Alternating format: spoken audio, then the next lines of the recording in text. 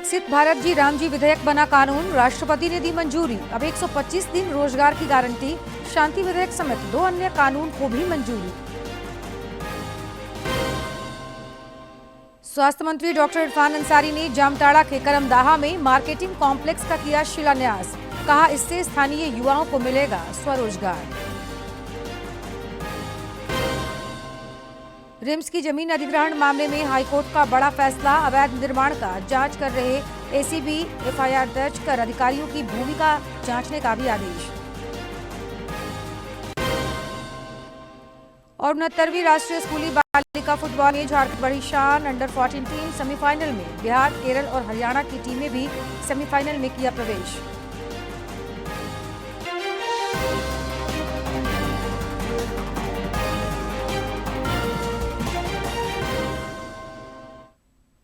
नमस्कार, खबरें झारखंड में आपका स्वागत है। मैं हूं जयलक्ष्मी और अब समाचार विस्तार से।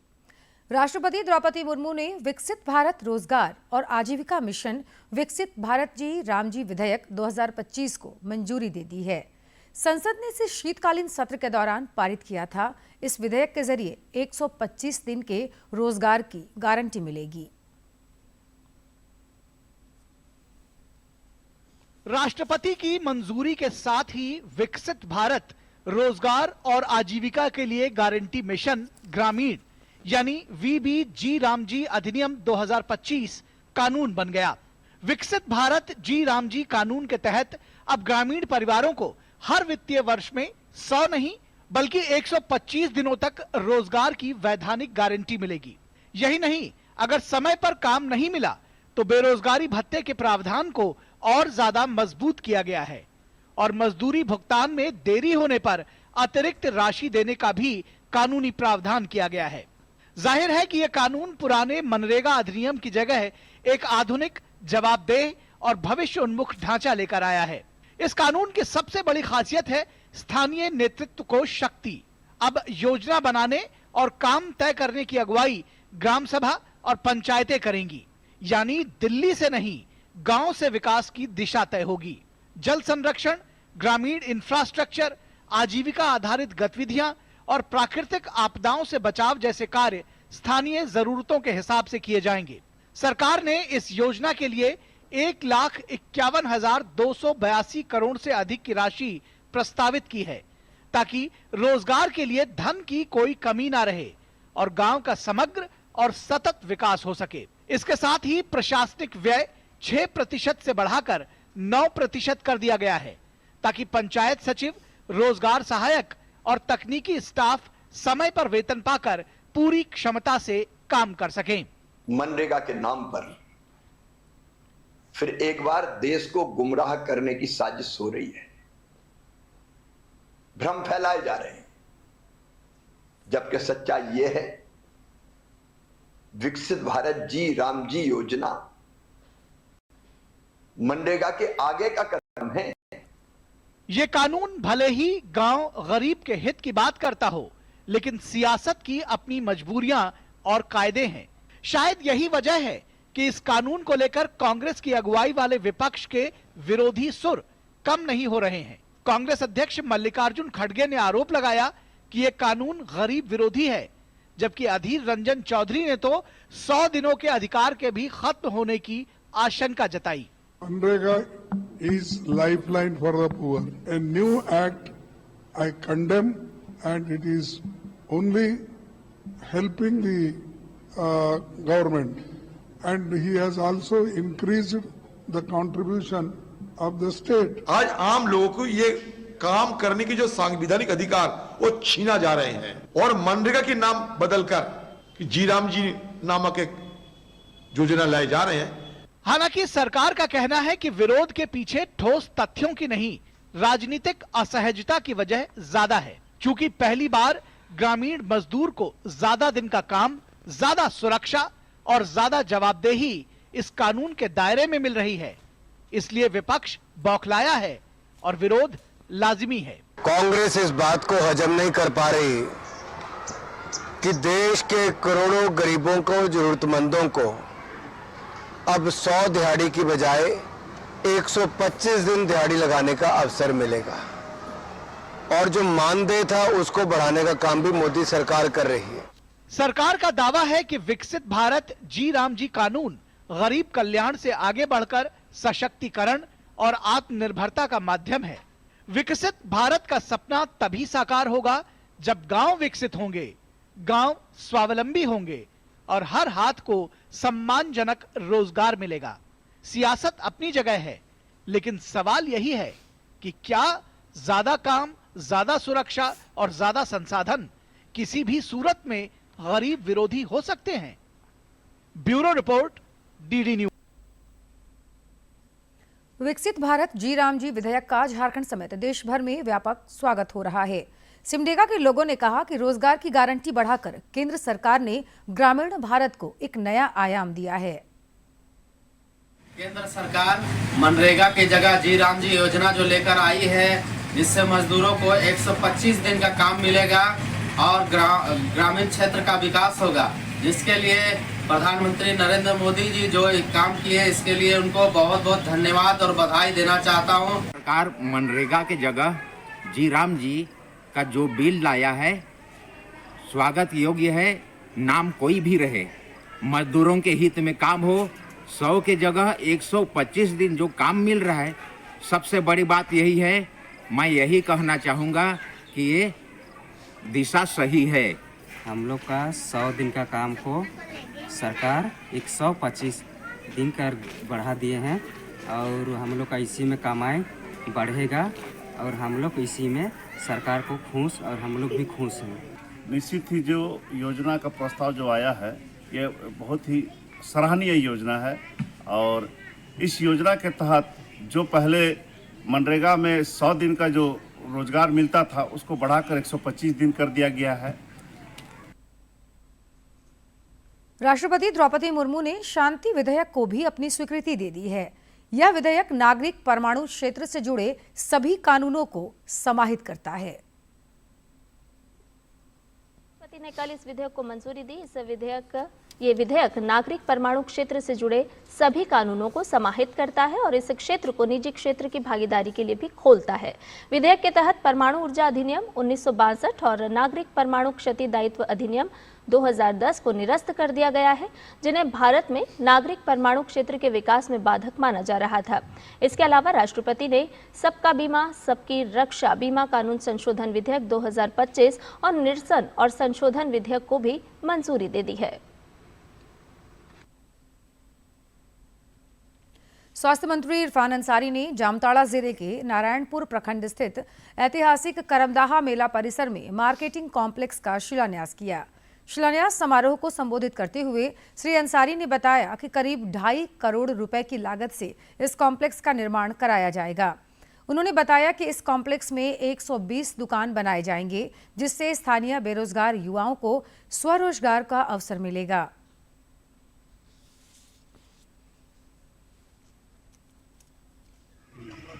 यहाँ पर लाखों लाख श्रद्धालु आते हैं और उस दिशा में हमने यहाँ के लोगों के लिए एक भव्य ऐतिहासिक मार्केटिंग कॉम्प्लेक्स, क्योंकि होता क्या एक साल में एक बार यहाँ पे श्रद्धालु आते हैं फिर चले जाते हैं, तो ऐसी वैकल्पिक हम व्यवस्था कर रहे हैं कि जो लोग आए यहाँ पर रहें, यहाँ मार्केटिंग हो, लोग आए शॉपिंग करें और एक अच्छा वातावरण यहाँ दें।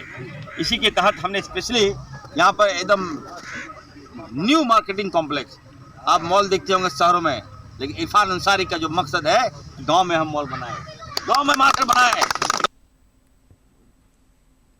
हजारीबाग जिले के केरेडारी स्थित सामुदायिक स्वास्थ्य केंद्र में बिजली गुल होने के बाद टॉर्च की रोशनी में परिवार नियोजन का ऑपरेशन किए जाने का मामला सामने आने के बाद राज्य में स्वास्थ्य व्यवस्था की एक बार फिर पोल खुल गई है।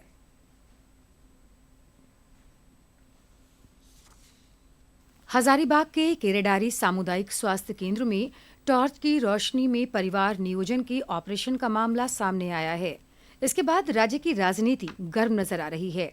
वहीं आला अधिकारी मामले की लीपापोती में लगे हैं। ऑपरेशन का विजुअल सामने आने के बाद राज्य की स्वास्थ्य व्यवस्था पर सवाल खड़े हो रहे हैं। सभी लोग 1, 2, 11 डॉक्टर यहाँ का एको है, 1, 2, 11 सब चल हो गया।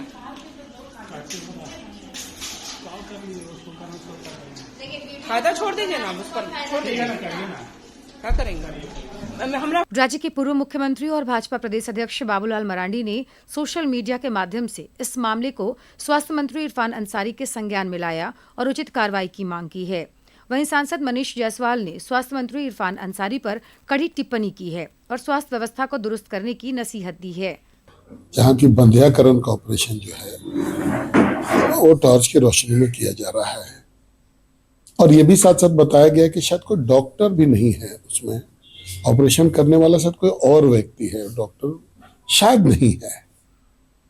अभी हम लोग आए हैं ऑफिस में, अभी उस पर हम लोग बातचीत करके उस मामले को आगे बढ़ाएंगे। लेकिन इस राज्य में, पूरे राज्य में जो वर्तमान में स्वास्थ्य का व्यवस्था है, इस आदरणीय स्वास्थ्य मंत्री जी के नेतृत्व में वो एकदम से, जिसको बोलिए ऑल टाइम लो पर है, सबसे नीचे स्तर पर यह है। पूरे मामले के संबंध में हजारीबाग सदर अस्पताल के civil surgeon doctor Ashok Kumar ने जांच कर व्यवस्था में सुधार लाने की बात कही। देखिए, हमको आए हुए 5 महीना हुआ है, हम सब जगह विजिट कर रहे हैं और ये सबको इंस्ट्रक्शन दिए हुए हैं कि सभी जगह जहां पर हमारा ऑपरेशंस होता है, इवन डिलीवरी होता है, वहां पर भी आप पावर बैकअप रखिए। केरेडारी में गया हूं, वहां पर सभी तरह का व्यवस्था है। हो सकता है ये वीडियो हमारे फील्ड विजिट करने के पहले का वीडियो हो, ये अभी जांच का विषय है। मैं वहां अभी खुद पुनः जा रहा हूं। हालांकि राज्य की लचर स्वास्थ्य व्यवस्था का यह पहला मामला नहीं है, बल्कि विभिन्न जिलों से यह रोज ऐसा नजारा सामने आ रहा है। कहीं खाट स्ट्रेचर बना नजर आता है तो कहीं पिता 4 वर्षीय पुत्र के शव को झोले में लेकर घर जाने को मजबूर है। हालांकि देखने वाली बात यह होगी कि राज्य की स्वास्थ्य व्यवस्था में सुधार होती है या फिर राज्यवासियों को उनके हाल पर छोड़ दिया जाता है। डीडी न्यूज के लिए हजारीबाग से गौरव प्रकाश की रिपोर्ट। झारखंड हाईकोर्ट ने रिम्स अतिक्रमण मामले में बड़ा फैसला सुनाया है। न्यायालय ने रिम्स की जमीन पर अवैध रूप से निर्माण की अनुमति देने में शामिल नगर निकाय और नियामक अधिकारियों के खिलाफ एसीबी से आपराधिक जांच कराने का आदेश दिया है। मुख्य न्यायाधीश तरलोक सिंह चौहान और न्यायाधीश सुजीत नारायण प्रसाद की खंडपीठ ने एसीबी को एफआईआर दर्ज कर राजस्व, अंचल, नगर निकाय और रेरा सहित सभी संबंधित अधिकारियों की भूमिका की जांच करने को कहा है। इस मामले की अगली सुनवाई 6 जनवरी को होगी। बांग्लादेश में हिंदुओं पर हो रहे अत्याचार के खिलाफ जमशेदपुर में भाजपा युवा मोर्चा द्वारा बांग्लादेश के प्रधानमंत्री का पुतला दहन किया गया। इस दौरान कदमा में युवा मोर्चा के कार्यकर्ताओं ने सड़कों पर उतरकर बांग्लादेश के खिलाफ नारेबाजी की और कहा कि जल्द ही समुदाय विशेष पर अत्याचार बंद हो और दोषियों पर सख्त कार्रवाई किया जाए।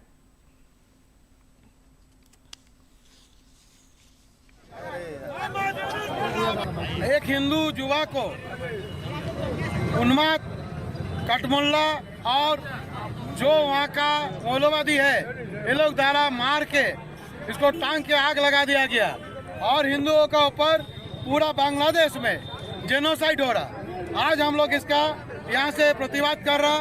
अगर सरकार को भी हम लोग बोल रहे आप लोग कुछ व्यवस्था लीजिए, नहीं तो हम लोग यहाँ का युवा जितना भी है सब मिल के 1.5 करोड़ युवा हम लोग बांग्लादेश के ऊपर चढ़ाई करेंगे। बांग्लादेश को इस पर संदेश देना चाहते हैं, अगर हिंदुओं पर अत्याचार करना बंद करे, अन्यथा हम सब और भारत की जनता और भारत सरकार उसका ईंट से ईंट बजा देंगे। पूर्वी सिंहभूम जिले में मादक पदार्थों की खरीद बिक्री में शामिल 27 लोगों को इस महीने गिरफ्तार किया गया है। जिले के वरीय पुलिस अधीक्षक पीयूष पांडे ने बताया कि मादक पदार्थों के कारोबार पर रोक लगाने के लिए ऑपरेशन प्रहार चलाया जा रहा है। उन्होंने बताया कि इसके लिए एक विशेष टीम का गठन किया गया है।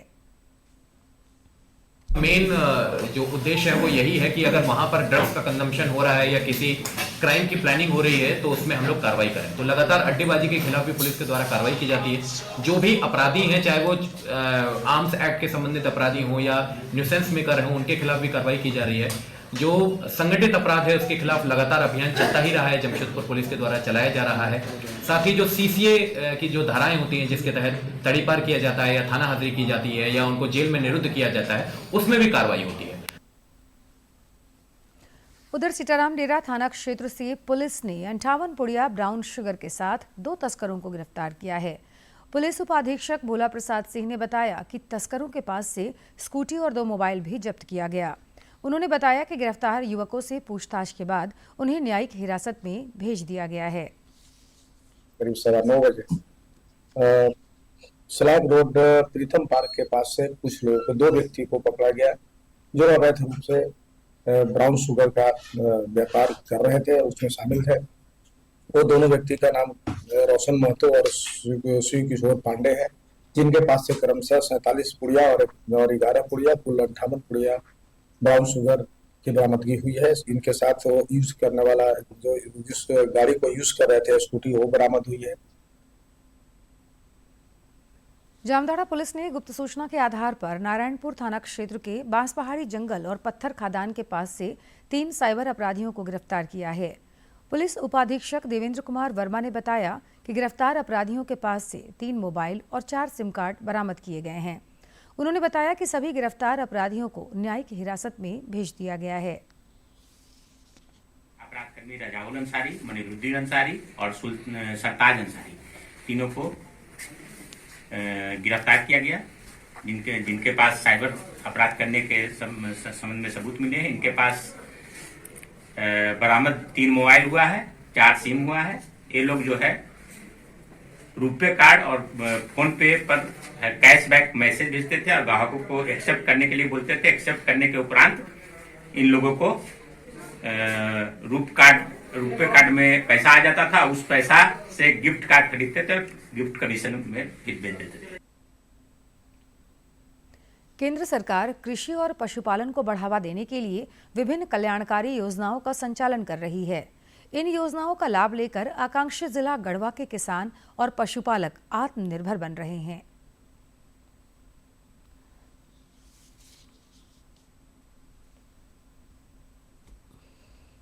सुकर पालन कम लागत में अधिक मुनाफा देने वाला व्यवसाय बन गया है।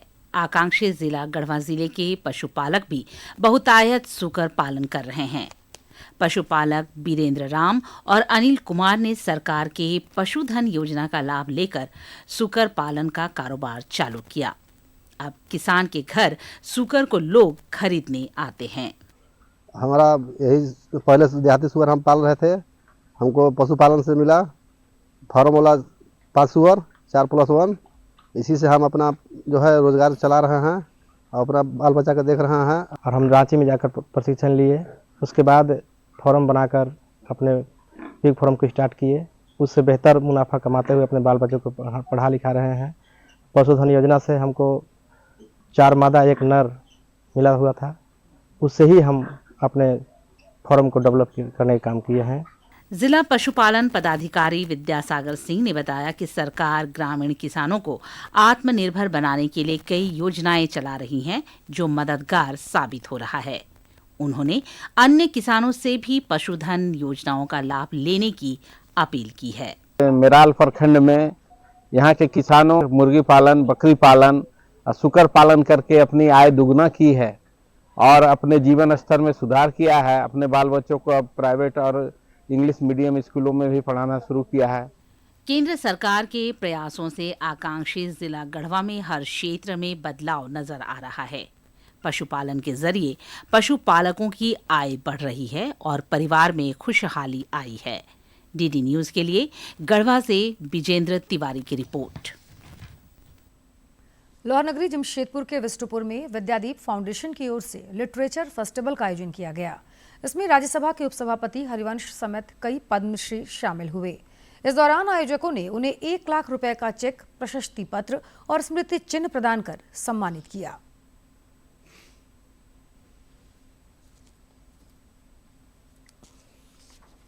जमशेदपुर के बिष्टुपुर में आयोजित लिटरेचर फेस्टिवल में राज्यसभा के उपसभापति हरिवंश शामिल हुए। उन्होंने संवाद, साहित्य और लोकतंत्र विषय पर अपने विचार प्रस्तुत किए। उन्होंने कहा कि साहित्य किसी भी समाज की आत्मा होती है। वहीं आयोजन समिति की ओर से उन्हें 1 लाख रुपए का चेक, प्रशस्ति पत्र और स्मृति चिन्ह प्रदान कर सम्मानित किया गया। साहित्य ही संवेदना देता है, साहित्य ही सरोकार देता है, साहित्य ही सामूहिकता, आदिवासी समाज की सबसे बड़ी ताकत है समूह में रहना जीना।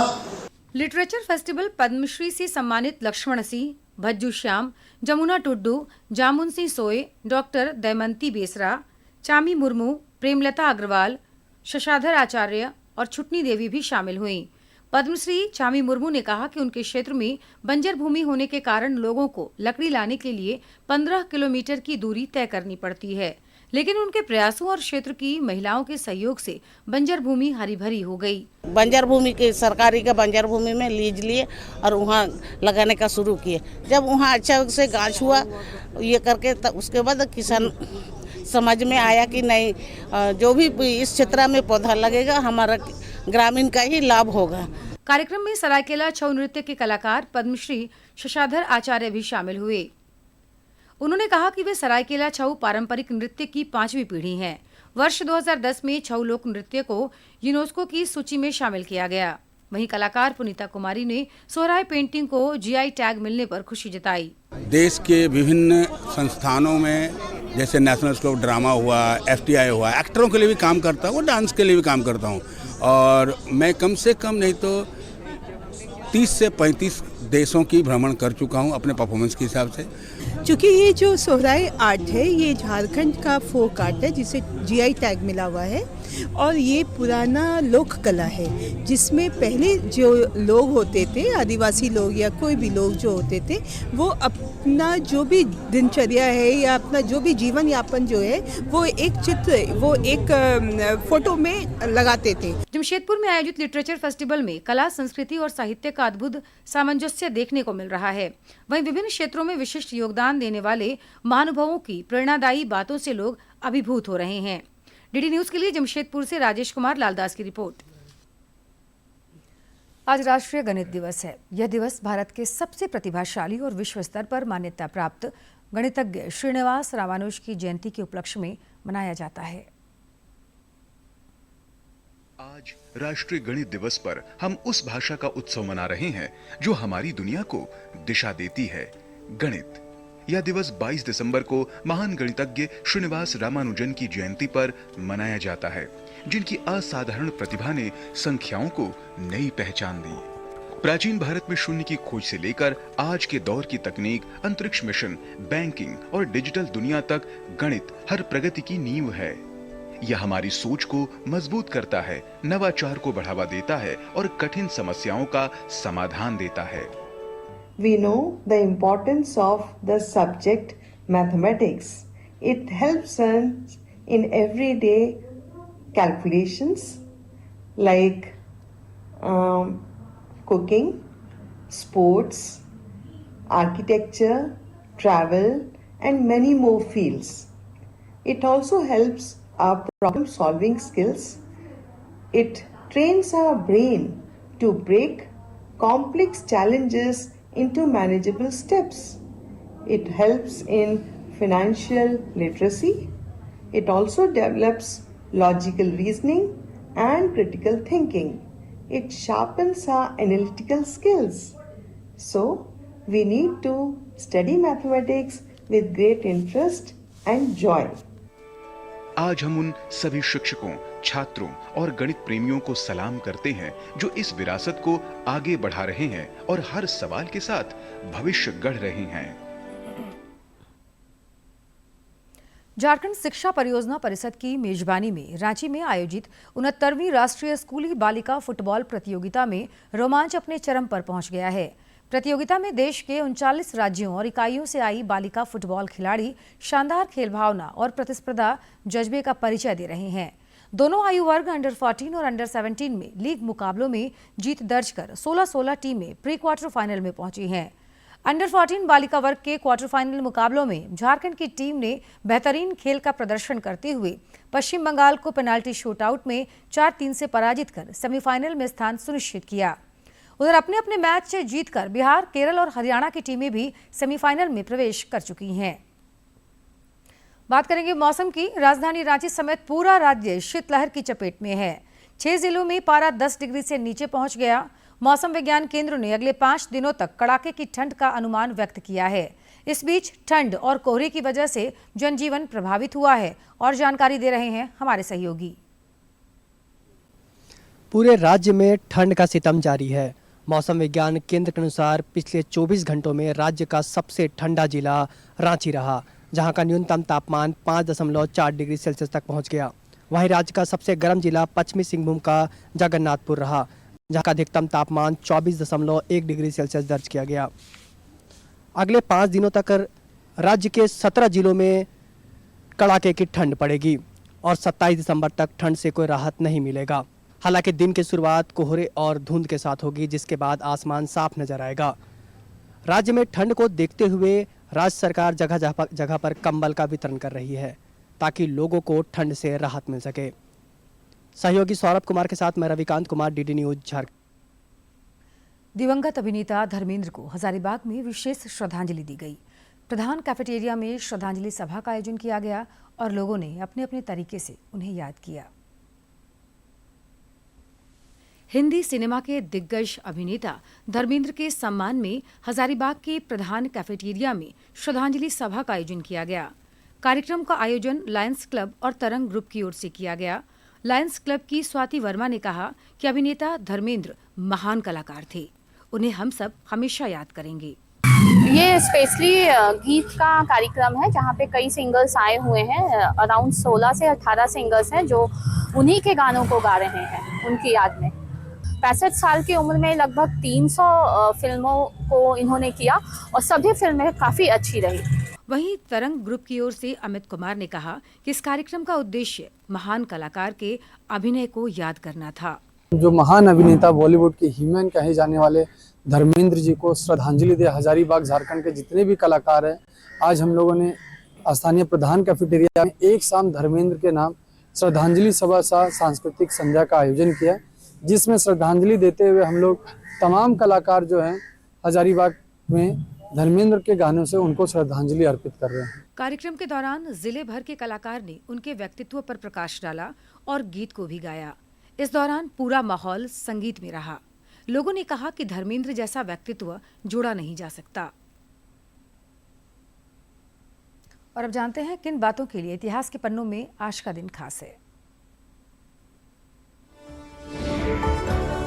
22 दिसंबर साल 1887 को श्रीनिवास अयंगर रामानुजन का जन्म तमिलनाडु के इरोड में हुआ।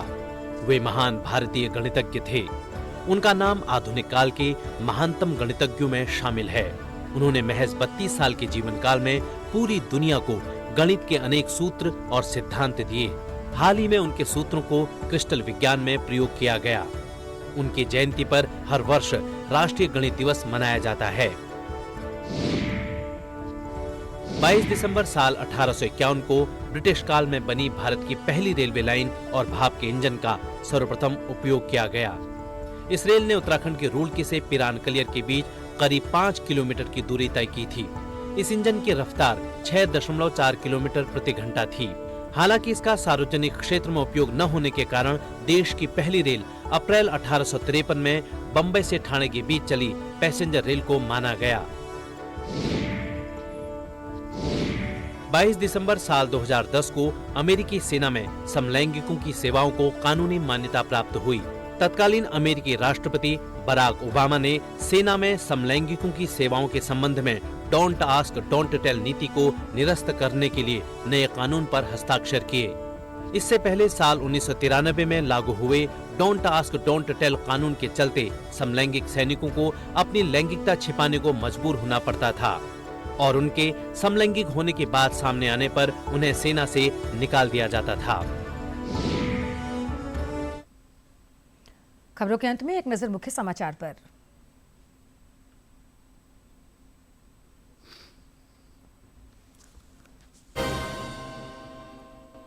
विकसित भारत जी राम जी विधेयक बना कानून, राष्ट्रपति ने दी मंजूरी। अब 125 दिन रोजगार की गारंटी, शांति विधेयक समेत 2 अन्य कानून को भी मंजूरी। स्वास्थ्य मंत्री डॉक्टर इरफान अंसारी ने जामताड़ा के करमदाहा में मार्केटिंग कॉम्प्लेक्स का किया शिलान्यास। कहा, इससे स्थानीय युवाओं को मिलेगा स्वरोजगार।